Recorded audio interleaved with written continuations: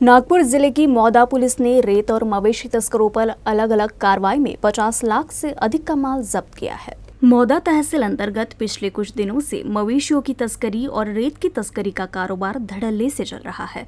वैसे पुलिस आए दिन तस्करी के वाहनों को पकड़ रही है, लेकिन इसके बाद भी पुलिस इन पर अंकुश लगाने में सफल नहीं हो पाई है। इस बीच पुलिस ने रेती और मवेशी तस्करी मामले में कार्रवाई कर ट्रक चालकों को गिरफ्तार किया है, साथ ही 3 अन्य के खिलाफ मामला दर्ज किया है।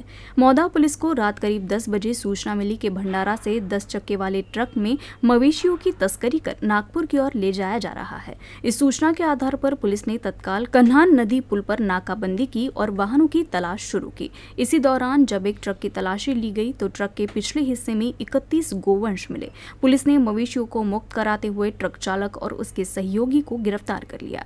इस कार्रवाई में पुलिस ने ट्रक और मवेशियों सहित 28,10,000 रुपए का माल जब्त कर लिया है।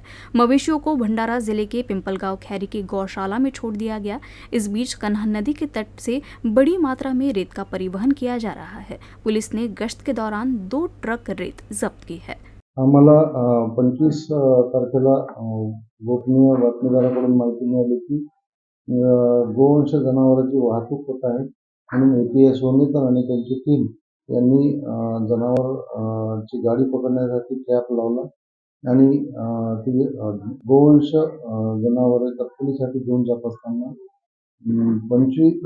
31 जनावरे आणि 10 चक्का ट्रक अशी मालमत्ता मिळालेली आहे।